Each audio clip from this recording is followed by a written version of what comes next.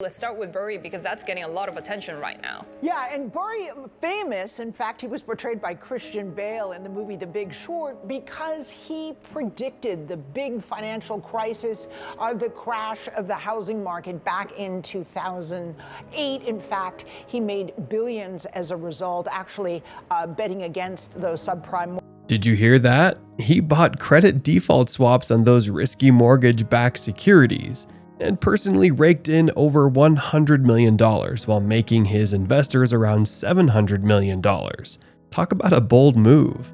Now, guess what? Burry is back at it again. His latest 13F filing reveals two intriguing bets. In this video, we'll dive into Michael Burry's recent purchases, dissect his thought process behind these moves, and whether we should follow his lead. So, grab a seat and let's jump right into it. First, let's talk about the 13F filings for a moment. In case you're not familiar, these filings are submitted to the SEC by institutional investment managers who manage over $100 million in assets. They give us a peep into the stock portfolios of some of the world's top investors. It's like getting an exclusive backstage pass to their investment strategies. The only downside? We get this information 45 days after the end of each quarter. But hey, better late than never, right? The Q1 2023 filings just have been released, and today we're diving into Michael Burry's moves. Now, in Q1, he made some significant changes. First off, he said goodbye to 5 stocks, including Black Knight and Curate, which we discussed in our previous videos. Then he cut down his position in Geo Group, the private prison company, which had been his top stock for 3 consecutive quarters. But he didn't stop there. Burry went on a buying spree, picking up shares in 17 different companies, and not surprisingly, he bought shares in that one area that many investors have been fleeing, the US regional banking market. And as if that isn't enough, he also made some major additions to his holdings in JD.com and Alibaba, the Chinese tech giants. Listen to this. JD.com and Alibaba now make up 20% of his fund's portfolio. They are the biggest holdings he has. He's tripled his JD.com stake since initiating it. He's doubled his Alibaba stake. And what really got a lot of attention earlier in the day here in the US was the fact that during the financial banking turmoil we recently had in March and April, he was buying the regional banks. A lot of the usual suspects, First Republic, PacWest. He also bought New York Community Bank Corp.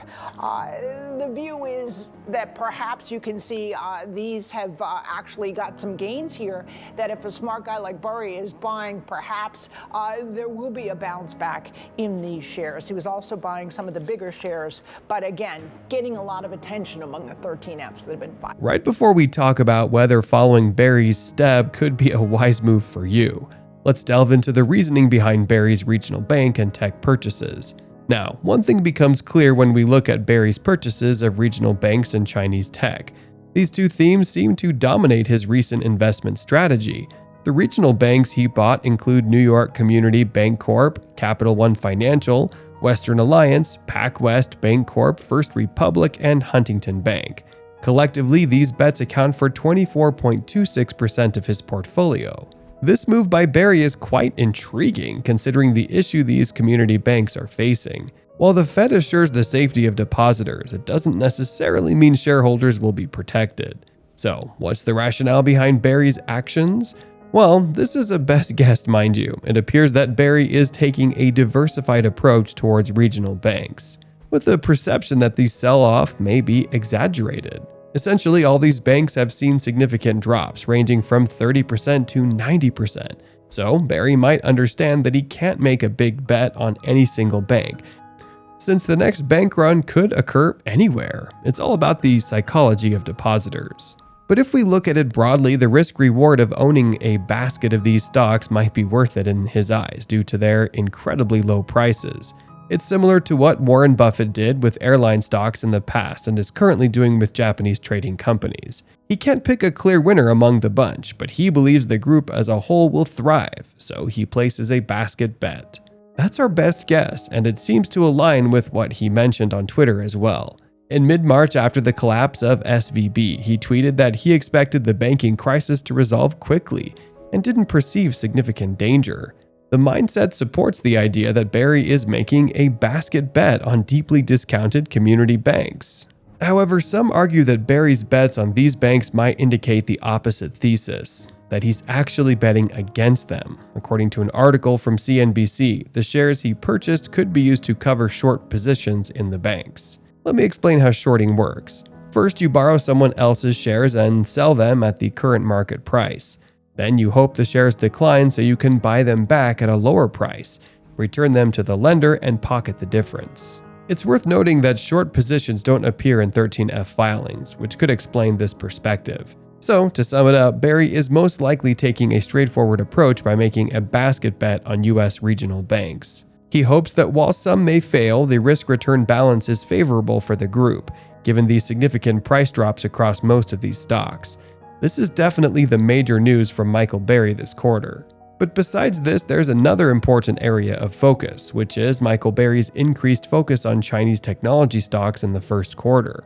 Burry significantly raised his stakes in JD.com by 233% and doubled his position in Alibaba.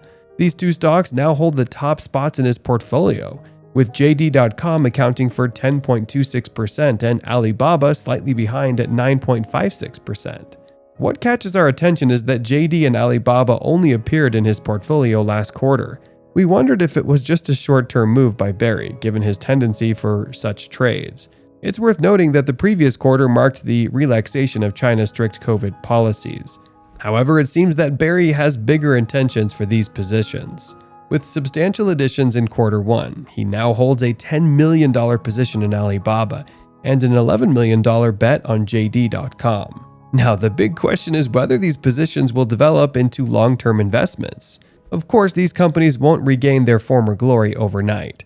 Recent reports indicate slower than expected growth in China's consumer spending and industrial activity in April, with analysts predicting challenging conditions ahead. It may take time for the situation to improve in China.